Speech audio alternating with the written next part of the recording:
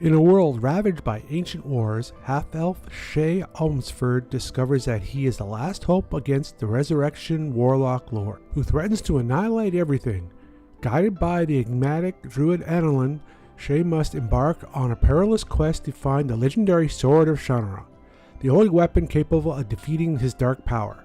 As danger looms and allies gather, Shay's journey unfolds into an epic tale of courage, magic, and destiny. This is the deep dive into Terry Brooks' The Sword of Shanarra. The Sword of Shanarra is a 1977 epic fantasy novel by American writer Terry Brooks. It is the first book in the trilogy and even had a TV series in 2017. The plot of The Sword of Shanarra has drawn criticism for being an iteration of The Lord of the Rings by J.R. Tolkien. Tolkien's series, which precedes the first Shanarra novel by roughly 30 years, also revolves around an unlikely hero from a small, quiet community who is drawn into a quest with a tall, magic-bearing man in order to destroy a distant Dark Lord. In a climactic showdown, Shay Elmsford wields a legendary Sword of Shanarra to confront the Warlock Lord, revealing the true power and courage and destiny. This epic tale of heroism and magic will leave you eager to explore the rich world of the Four Lands and its unforgettable characters in this classic series. So, take it away, Deep Dive crew, as they investigate the Sword of Shanarra.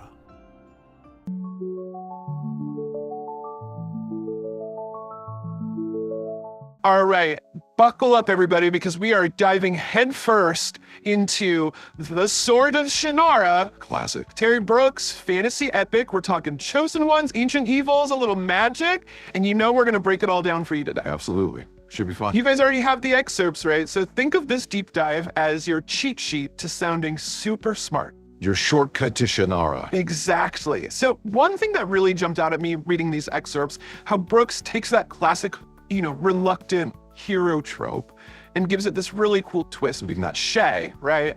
Half elf, destined to wield this super powerful sword, but he's like, nope, not for me. Totally riddled with self-doubt. Which is interesting because his doubt actually seems to impact how powerful the sword is. It's like the more he believes, the stronger it gets. Precisely. That's a cool dynamic. Yeah. And it's not just Shay, it's like this whole atmosphere of uncertainty. Even his brother, Flick. Oh yeah, Flick.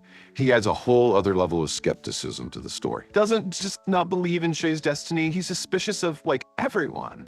Especially the Prince of Leah. And these two are supposed to be best friends. Adds a nice layer of tension, don't you think? For sure. Makes you wonder if Brooks is setting us up for some, betrayal, major conflict down the line. It's possible. Trust is a big deal in these epic quests. Huge. And speaking of Minion, the Prince, got to talk about this impressive sword collection of his. Right. What's that all about? Is Brooks hinting at something? A desire for power? Fascination with legacy? It's like he's giving us these little clues. Crumbs to this much bigger story. Exactly. And then there's Alanon, our resident enigmatic druid. Oh yeah, guiding the quest from the shadows. He's like the Gandalf of this world, but even more mysterious. Seriously, always dropping those cryptic hints.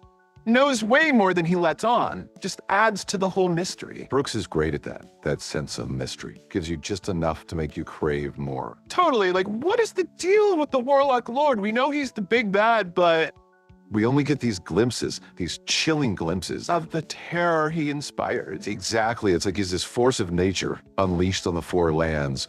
And Brooks really captures that feeling of dread. Okay, so we've met our heroes, glimpsed the villain, but what's the plan? What are they even trying to do? Well, the excerpt throws right into the action. They're already on this quest to find the Sword of Shanarra, which is hidden in Paranor, the ancient druid's keep.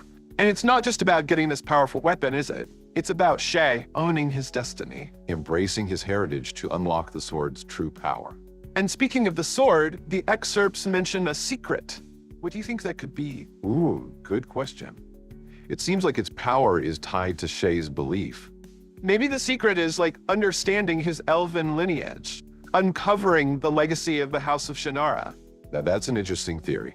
And it plays into Shay's internal struggles, right? He's not just fighting enemies, but also battling his own doubts, trying to accept a destiny he never asked for. And that doubt, it's everywhere, isn't it? It's not just Shay. Oh, absolutely. It's baked into the world Brooks creates. Flick's distrust, Alanon's cryptic warnings, even the Four Lands, the setting itself. Yeah, Nowhere feels safe. And that just makes their quest even more intense. Because it's not just about fighting monsters. Right. It's about navigating a world where you can't even be sure who to trust, where your own mind can be your worst enemy. Exactly. And speaking of monsters, we got to talk about the skull bearer. Oh yeah, those things are creepy, like living weapons. The excerpts describe them as fueled by this dark magic. Yeah. Total opposite of like Shay and the Elf Stones. Right. And it makes you wonder about the nature of magic in this world. What's the source of the Warlock Lord's power? Could it be connected to the land itself? Ooh, that's interesting because the setting is such a huge part of this story. We get these glimpses of the four lands, Leah, the Highlands, the Southland, where Shay and Flick grew up. Each one with its own unique feel. Totally. And then there's the Northland, shrouded in shadow. Brooks even says it's where the Warlock Lord draws his power. It reminds me of Tolkien, how he uses the landscape to influence the story. The land itself becomes a character. Yeah, like this ancient magical force shaping everyone's destiny. Exactly. And we're only given information about 3 of them. Where's that 4th land? What's its deal? Right, like a giant question mark on the map. Brooks is saving that reveal for just the right moment. Oh, for sure. Probably to introduce some new challenge. Or a new character, even. Gotta keep us on our toes. But, while Brooks definitely plays with mystery, he also gives readers those classic elements we all love. Epic battles, magic artifacts. We've got the Siege of Pyrsis, that clash at the Pass of News. The way he describes those scenes, so vivid, you really feel like you're there in the chaos. And it's not just action either. He makes sure we see the emotional toll on the characters, what this fight is costing them. And that's what gets you. It's not just a fun adventure, yeah. It's like these characters are really going through it. You see the cost of this whole fight. Exactly. It's heavy stuff. This isn't a lighthearted fairy tale, is it? Not at all. There's a darkness to it, sense of desperation almost. Like the fate of the whole world is at stake. The fate of the 4 lands, yeah. It's palpable. And that brings us back to Paranor. The Druid's Keep. We know it's like the key to finding the sword, but what do you think they'll find there when they actually get to it? More than just a crumbling building, I hope. Right. Paranor feels symbolic somehow, like a repository of lost knowledge from a time when magic was everywhere. Interesting. Maybe it holds the key to understanding the Warlock Lord, how he came to be, how to defeat him even. Do you think so? It's possible. Think about it. Maybe he wasn't always evil. Maybe something happened, corrupted him somehow. Ooh, that's a good point. The excerpts do mention these ancient conflicts, right? Exactly. Magic used for both good and evil. Maybe they need to uncover those lost stories to understand how to fight him now. To fight magic with, older magic. Exactly. And, the excerpts mentioned ancient sciences alongside sorcery. Yeah, what's that about? Is it more than just spells and stuff? Right. It blurs the line between magic and science, which makes Shanarra unique, don't you think? Totally. Like a blend of fantasy and, technology. Maybe. And it would explain that connection between the sword and Shay's belief. Oh yeah, good point. It's not just about strength, it's about understanding something much bigger. And, speaking of belief, that ending. No spoilers. Of course. But it seems like Shay's final showdown with the Warlock Lord, it's not what you'd expect. Brooks throws in a twist. Oh yeah, he definitely likes to subvert expectations. What's that? This isn't your typical hero saves the day story. It makes you question those classic tropes. Makes you think about the struggle between good and evil in a whole new light. And that's what makes the Sword of Shanarra so great, right? Absolutely. It's a story that sticks with you. It really makes you think about destiny, about belief, about good and evil. This whole deep dive, though, it's really just the tip of the iceberg. It's a taste, a little appetizer.